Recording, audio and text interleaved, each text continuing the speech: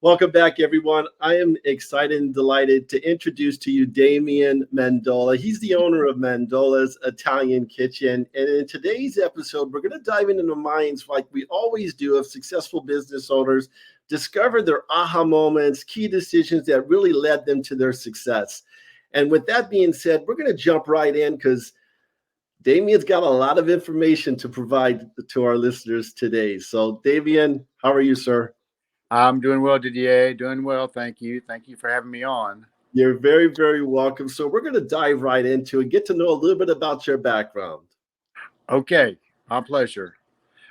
I was born and raised in Houston, Texas. Grandson of Sicilian immigrants. I was the youngest of 14 grandchildren, and was really happy that now that I look back on it, that I got to know my grandparents a little bit. Know a little bit about my heritage. I've visited Sicily many times, and it just really completes you as you. Absolutely. Yeah. Anyway, was going to school in Huntsville, Texas, which is about an hour and a half north of Houston on I-45, and old school, named after, of course, one of the founding fathers of Texas, Sam Houston, and about to graduate. I was in Houston, my hometown, for a wedding, and a friend of mine went out to dinner afterwards. His name is Nash D'Amico. He's still around. And Nash said, "Man, what are you going to do when you get out of school, when you graduate?" I had about 13 hours left, and I said, "Nash, I have no idea." So my older brother, Tony, who was also Nash's friend and actually Nash's age, they were closer, a little bit closer, had gotten into the business. And so Nash and I, Nash, well, let's try the restaurant business. And we said, okay, we don't know anything about it, but, if Tony can do it, we can do it. So Nash said, well, when you go back, let's find a place in Huntsville in case things don't go well in Houston. We're not embarrassed in front of our friends and family. So as a matter of fact, I went back, and there was this guy that was the maintenance man for our apartment complex who lived there. And I asked him about it. And he said, yeah, Mr. Cruz, the owner of the apartment complex and other real estate in Huntsville, has this old building that was a cafe. It was the old Sam Houston Hotel. And there was a cafe in the bottom left quarter of it. And the old man retired, and he just locked it up and left the equipment in there. So he took me to see it and walked through it, and had tables and chairs, had a stove, the old Wolf range, like a tank with a griddle on it, had a refrigerator. And so I called Nash. He came up, and we went to see it, and we went to see Mr. Cruz, and we made a deal for $350 a month. Our parents each let us borrow $2,500 each from each other, and from them. And Nash's wife, Melba, made the curtains, and we got the pizza oven in, and the handyman friend, he fixed up the restroom, which was just basically a toilet and sink. You could almost sit on the toilet and wash your hands and brush your teeth. Not that you would want to do that. Right. And so we opened June 16th, 1975. It was called Damien's Fine Italian Food. And, we had a very small menu, like one little sheet. Spaghetti and meatballs was $3.50, if that tells you anything. Yes, absolutely. Yeah. $3.50. You can't beat that. Yeah. So we did well. We were there about 2 years, and we decided, well, it's time to move back and see how, try our hand in the big city, which Houston wasn't that big of a city back then. And found a location, and we opened our second location, and we called it D'Amico's after Nash. And then Nash and I went along a couple of years, and we split up amicably. And I opened the first restaurant by myself on Smith Street, which is Midtown Houston. And Smith Street is one way, and it feeds on to Interstate 59. And the evening traffic was quite heavy. And so I knew people would see it and want to come back and try it out. And started doing very well, built that up for a couple of years. And then I was in New York, in Manhattan, on 6th Avenue one night. I was there by myself for some reason, Didier, and I was walking down the street, and I saw a line out the door of this establishment, and it was all these pretty women, girls, young ladies. And I said, what's going on here? So I kind of edged my way up, and I looked in the picture window, and it was a small restaurant, and it had a wood-burning pizza oven in it. It was very, very small, and it had uh, it was called Mezzaluna, which means half moon. Well, Mezzaluna in Italian is, of course, half moon that you see up in the sky, and it's also a cutting tool. It's had two handles, and it's shaped like a half moon, where you kind of rock back and forth and chop whatever it is you're chopping, vegetables or what have you. Right. And they had those hanging from the ceiling and moons hanging from the ceiling. And the reason for all the good looking girls was all the waiters were these handsome men, young men from Italy, good looking guys. And so the girls were sitting there, checking them out. So I sat at the little pizza bar there and just fell in love with it. I had seen wood burning pizza ovens in Italy before, but just never knew I could get one in the United States. And so on the way back home, I made a menu, and I added some things to it. I added some pasta dishes that I love, and then I added some a pizza, and of course, and then I added steaks because we're in Texas. I put in a wood burning grill. I didn't put it in, but I featured it. I was going to feature it, and then because we're on the Gulf Coast and we have some great seafoods, and snapper and shrimp, and of course Texas steaks. And when I got back home, I was at work the next day, and I was just thinking, well, if I've got to do this, I've got to find a partner. And because I had just opened Damien's about a year earlier, there's no way I could do both of them. So I thought about my nephew, Johnny Carrabba, and said, let me go talk to Johnny and see if he's interested. He was working for my brother at the time. And so he said, well, let me think about it. Let me talk to my mom and dad. His mom is my sister. And so the next day he calls and said, yeah, I want to do it. And I said, well, okay, well, let's go see if we can find some money. I found a location that I'd wanted for Damien's, but it wasn't, they were asking too much money for it. And this is back when Houston was suffering pretty badly because of the oil downturn. So we made a deal, Johnny and I, and he asked if we could name it Carrabba's. And I said, yeah, sure, why not? And we bought the property and got a loan, which was hard to do, bought the property, and we gutted it ourselves. And we had a guy that was a young contractor that was just starting out in business that my cousin knew, and he built it back for us. And we put it in the wood burning pizza oven, and it was history from there. Carrabba's went on. We did that one. That was on Kirby Drive, still is, the original. And Johnny has since torn down that building and built a whole new beautiful building. Then the second one was on Woodway and Voss in the River Oaks Memorial area, which is still there, doing well. My sister Rose, at 88 years old, still in her wheelchair, goes there every awesome. day at the front door. And she's the mayor of Memorial Woodway. Everybody knows her. And when I go in to see her, of course, all the time. So I moved. I was ready to get out of Houston. So Johnny bought the original two Carrabbas from me, and we had some real estate. Not only that the original Carrabba sat on, but we bought some other real estate around that. So Trina, my wife, and I moved up to a little town called Driftwood. Not even a town, Didier. It's like a village called Driftwood, Texas. It's about 30 minutes from downtown. It's near a town called Dripping Springs. Tito's vodka comes from Dripping Springs. He's a good customer at one of our restaurants. And we built a home, and we built a restaurant. It's called Trattoria Lucina. And we built a winery and a vineyard. And so did that. And then I always wanted to do this kind of, I go to New York quite a bit, and Boston, the North End, and all these little Italies throughout the Upper East United States, and go to the little Italian, side, and the grocery, the delis with the groceries, and imported tomatoes and olive oils, and the deli with the cheeses and the meats. And so I always wanted to do that, but put it all under one roof, and right. So I did that. We opened Mandola's in Austin, and we had the deli, we had the coffee, desserts, and pastries.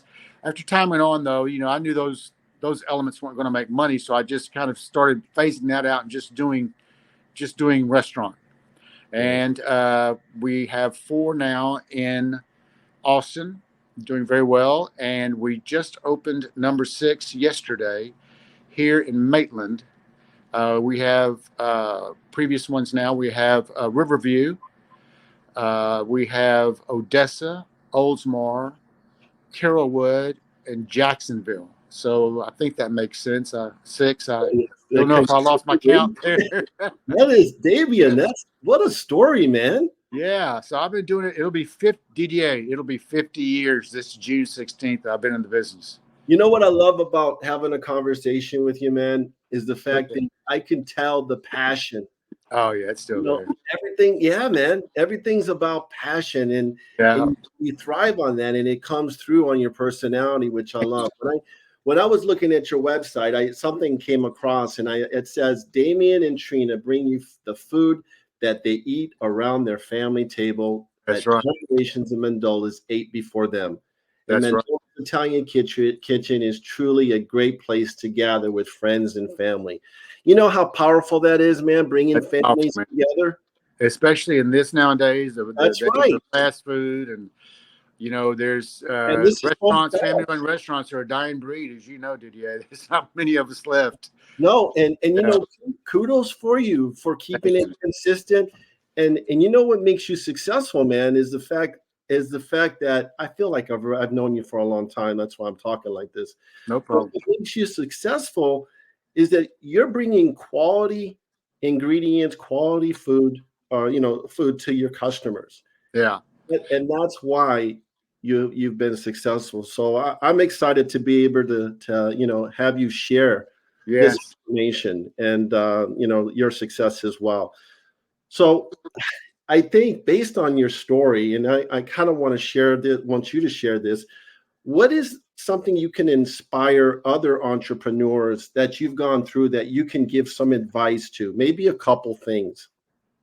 And I think you shared a couple things, but just find something you love. First off, you got to be passionate about it. Does that mean it's going to be easy? No, it's not going to be easy. right. But find something you're passionate about. Try to find the way that you can work into it, or if you can borrow money from your parents or what have you. And then, for lack of a better word, you got to work your butt off, man. You can't give up. I mean, there was times, Didier, where I literally would cry, and say, how am I going to do it? I had a good friend, a good customer who was a brilliant man, Saudi Arabian guy. And I called him, I said, so what am I going to do? He said, well, man, first thing you got to do is you got to pay your employees. And he said, you got to pay your taxes. So what you do is you call your purveyors and you tell them, listen, if you cut me off, I can't pay anybody, much less you. So you have to ride with me. I'm going to pay you. I'm going to get there. And so I just worked, man. I worked from 7 a.m. till 1 a.m, closed the place down, closed on Sundays. There was at D'Amico's, I had a little, the bar was like a 2-step up bar, and there was a little love seat in there. And so I'd lock the door at 2:00 after lunch, and we closed from 2 to 5:30 or so.